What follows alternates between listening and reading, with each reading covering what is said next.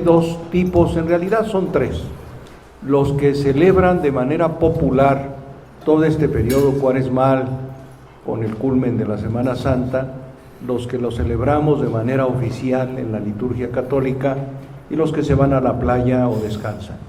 Ambos celebran al principio el mismo símbolo, que es la ceniza, pero cada uno lo celebra desde perspectiva distinta. Para uno lo importante es echarse la ceniza, traerla todo el día, si es posible, a veces no bañarse 4 o 5 días para que siga ahí la ceniza en la frente, y otros lo tomamos o no lo tomamos como el principio de la Cuaresma o un signo de que pues soy mortal. Ya más claridad es cuando uno dice, pues es un signo de cambio, que tengo que empezar a realizar la metanoia en función de un final que se llama Pascua. ¿Por qué muchos mexicanos les gusta tanto la ceniza? Uno cree que porque van a cambiar. No, ahí llega el que tiene 2 mujeres, el adúltero, se la pone con una tranquilidad bárbara, ni piensa cambiar. Como también a los niños, a veces si alguna gente pide que por favor se la ponga también a algún animal. Pero uno debe ver, ¿qué hay detrás de ese ritual que tanto gusta a un mexicano? Y es donde uno escarba el pasado y encuentra cómo la ceniza tenía aplicaciones religiosas en nuestras etnias, las que encontraron aquí, 300 y tantas, 400, de tal manera que una era el uso de la ceniza para ponerlo en el cruce de los caminos con el niño en medio, para que aquel animal que pisara primero la ceniza iba a ser para ese niño, en primer lugar, su nombre.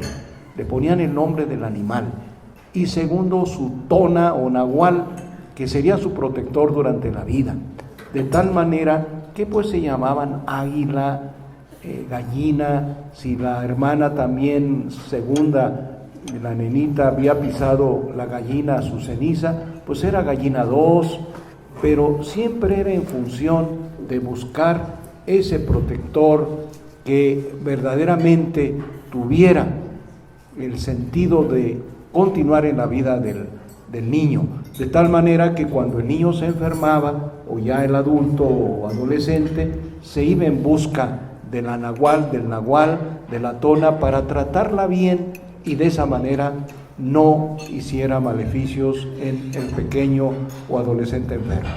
Otro rastro lo encontramos cuando el búho canta, el indio muere, que todavía nosotros lo tenemos así en un lenguaje donde cuando el búho empezaba en la noche, había que arrojarle ceniza ardiente para que se espantara, porque no era del todo correcto.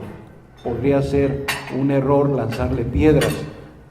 Así, por lo mismo en la noche, lógicamente que el chisporroteo le espantaba más a eso. Algunos dicen que por eso todo mexicano antiguo duerme en la cocina y mantiene su fogón prendido toda la noche por lo que se ofrezca. Esto pues ya son así interpretaciones. Comprendan que los misioneros sí prohibieron los cerca de 10, 12 usos que se tenía de la ceniza a nivel religioso. Por ejemplo, cuando llegaron los cítricos, pues era la forma de dar más, pues era el abono, digamos, la ceniza. Cuando empezaban a herir una parcela, pues era echarle ceniza a la parcela para pedirle perdón que iba a ser herida por su arado, por lo que haya sido asadón, de tal manera que la prohibición fue muy severa. Pero imagínense un misionero decir la semana anterior a la ceniza, el próximo miércoles es miércoles de ceniza. No, hombre, aquello se puso de gloria. Eran colas inmensas que de alguna forma suplía ese día los múltiples usos que habían sido prohibidos o que se hacían ocultamente. Había que aprovecharlo. Y ustedes van a observar que hoy día todavía queda ese meneadito. La gente desde temprano ya clama ceniza. En la noche son las 12 de la noche y la gente llega a tocar el templo y grita ceniza. No va a haber ceniza.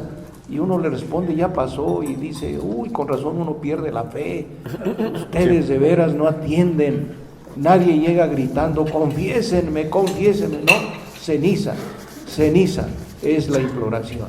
Esto hace que no se sienta en todo ese 50%, 60%, que de hecho la encuesta de Indosoc lo refleja, como hay un 90%, casi 90% de religiosos, y de los cuales casi la mitad es católica o se dice católica, pues uno de veras lo observa y lo ve. Otra es, pues lo que decía, la avidez.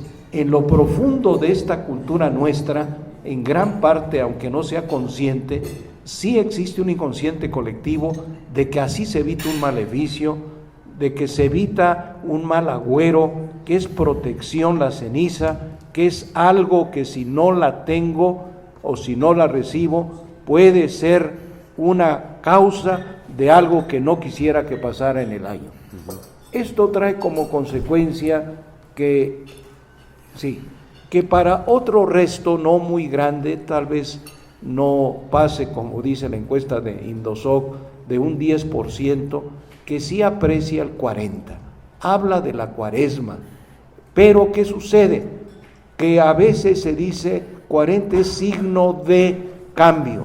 No, en la escritura 40 es el símbolo donde inicia una gran hazaña o evento que puede llegar a culminar o a fracasar. No es tanto el sentido de que tenemos que cambiar, que es periodo de cambio, no. Te lanzas a una caminata de la vida, de una gran hazaña o evento, nosotros le llamamos resurrección de la carne, que puede llegarse o fracasar. Y esto queda inspirado por todas las veces que el número 40 se usa a través de la historia de la salvación.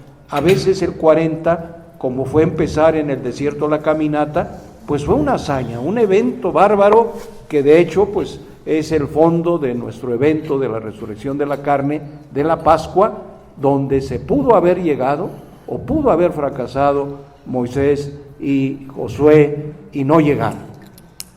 Otros 40 son menos insistentes en este aspecto, pero aparecen pues en la Sagrada Escritura. Elías caminó 40 días y 40 noches, pudo haber llegado o no llegado al gran evento que era el monte de Dios.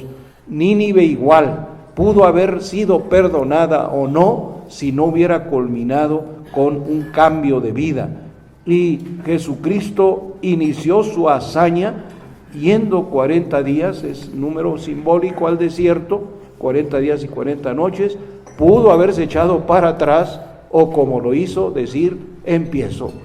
Y lógicamente, ¿verdad?, que al ver que la resurrección no bastó para culminar su proyecto, se queda durante 40 días para culminar aquello que pudo haber logrado o no en eso que llamamos la venida del Espíritu Santo.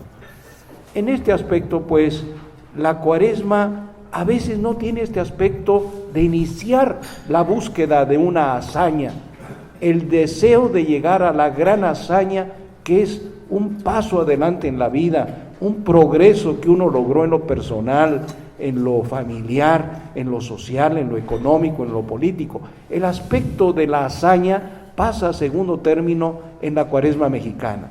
Y es natural, ¿por qué? Porque realmente nosotros no tuvimos demasiado...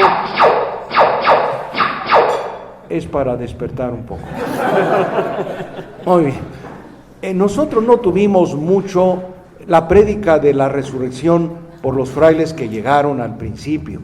Eran libros y libros donde se hablaba de todo lo que Jesucristo había sangrado, todo lo que Él tenía de sufrimiento, de muerte, hasta cuántos latigazos había recibido, si se le había caído tal pedazo de carne o no de la espalda, que embonó estupendamente con el mito del origen del mexicano, del origen de los pueblos, donde son dos. Nos centramos en el mito de Quetzalcóatl, que está allí pictografiado en Florencia, donde Quetzalcóatl se pincha no es lo menstrual del otro mito, se pincha la sangre cae en la tierra y la tierra queda embarazada. De la tierra de su embarazo empiezan, según códices, a salir los seres humanos. Hay distintos árboles de donde, sobre todo la ceiba en la parte sur de México, de donde sale el ser humano y donde el árbol llega a sacralizarse.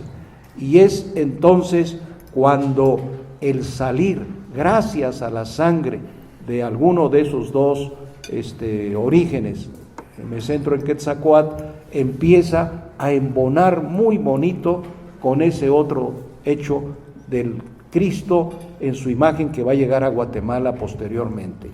Gracias a esta sangre también se crea el maíz. El maíz es fruto de la sangre que cae en la tierra y por eso tiene sentido. La sangre era pues vida, daba vida. Por eso en el actual Zócalo había un gran templo al Dios de la vida que era Quetzalcóatl, ahí lo tienen. El templo de Quetzalcóatl era central en y lógico, eran muy alabados, muy reconocidos los que le ayudaban a Quetzalcóatl a regar la sangre. Todo ese filón de macehuales y macehualillos que verdaderamente ayudaban a Quetzalcóatl a que habiendo sangre en la tierra, habría hombres y mujeres sanos de nacimiento, muchos hombres y mujeres, y maíz en exceso. De allí que el aprecio de todo aquello que era regar el suelo con sangre, todos los pueblos tendrán la danza como parte de ese ritual para regar sangre, para que en los pueblos se pinchaban el cuerpo hasta sangrar. Era un ritual admirado, un ritual realmente venerado.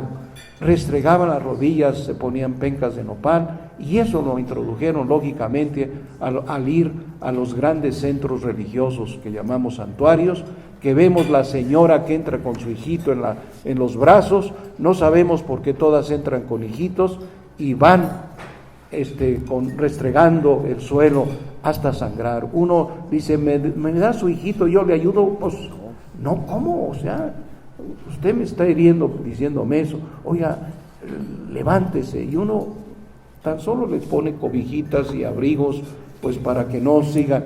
Entonces vemos que la religiosidad popular es como ese señor, alguna vez se lo comenté, que se fue a Estados Unidos de 6 años.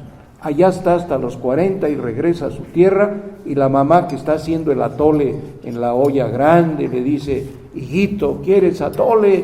Y el niño responde, que acaba de llegar a Estados Unidos, ¿atole? ¿Qué es el atole, mamá? O sea, no sabe qué es el atole. La mamá sigue, hijo, pues acuérdate, no recordar, mamá, pero no te acuerdas que es con maíz y yo te hacía de niño, te gustaba tanto. La mamá pues no lo convence, y el muchacho le dice, te lo voy a dar, si no te gusta lo dejas. Y el niño empieza a hacer el movimiento, el adulto ya, soplarle a la taza, y le da vuelta a la taza. La mamá se le queda viendo y le dice, hijo, se te olvidó todo menos el meneadito.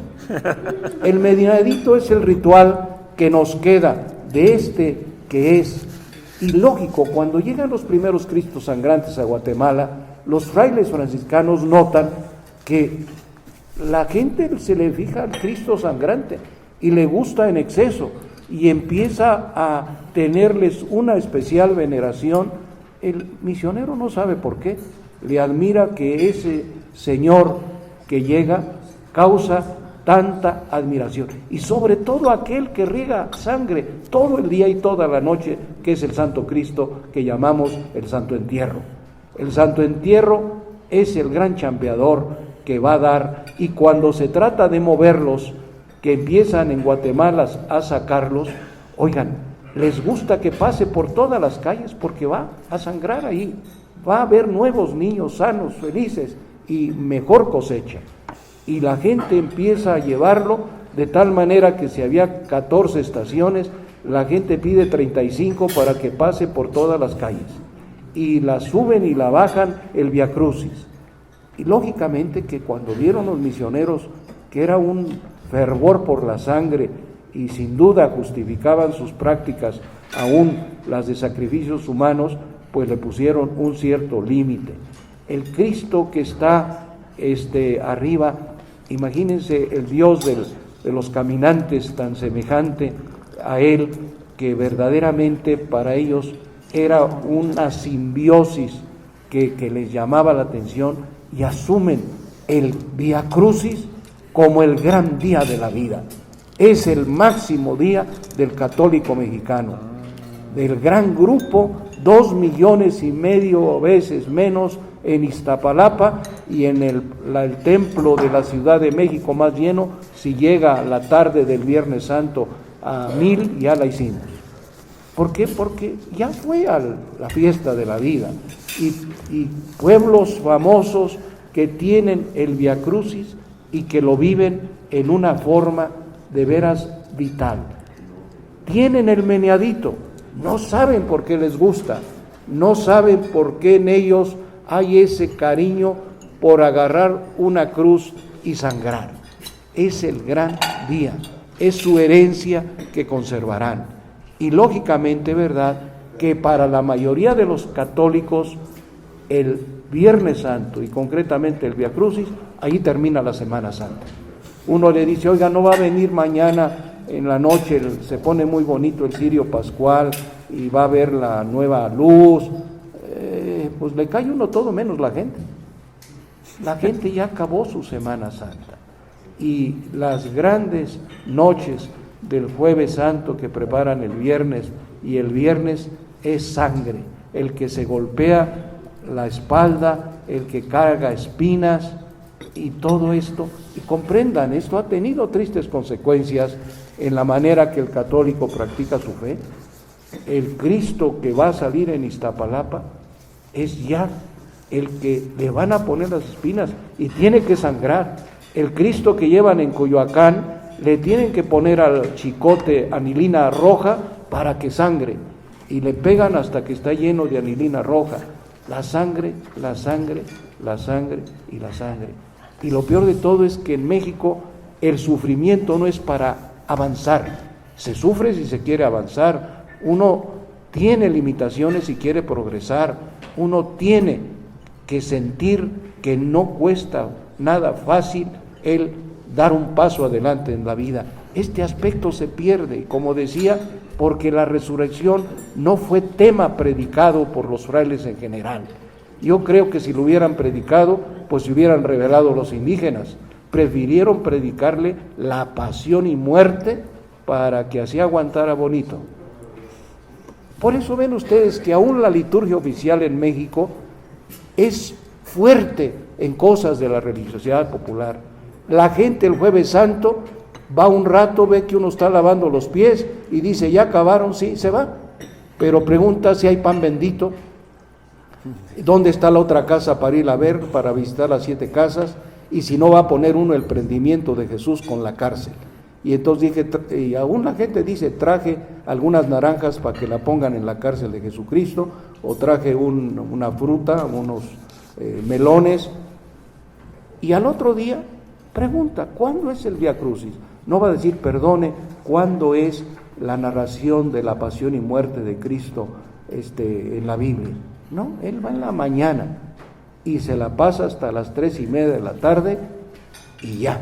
A lo sumo, los poquitos que seguimos siendo católicos oficiales, preguntamos por las 7 palabras y luego ellos vuelven al Santo Entierro. Lo pasean con con ese cornetín que lo llevan por todo el pueblo aquí del Distrito Federal, esa corneta larga de ¡pum! Y a seguir caminando. Y ¡pum! ¡Pum! A las 8 de la noche está enterrando uno al Cristo y vámonos al pésame de la Virgen. El decir, mañana te vienes a la vigilia pascual, no es el lenguaje.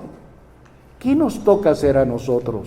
Y por eso ya 4 días de la Semana Mayor, miren, si de veras ustedes, nosotros, por eso abajo está el posible ejercicio, evaluamos cuál fue la hazaña de Indosoc, la hazaña de mi familia, la hazaña de mi barrio, de mi colonia, que merece ser reconocida como una Pascua en ciernes durante el año 2015 hasta la Cuaresma de 2016, donde tenemos que reconocer que hubo una o varias pascuitas que están realizando ya por adelantado la pascuota, que es la resurrección de la carne.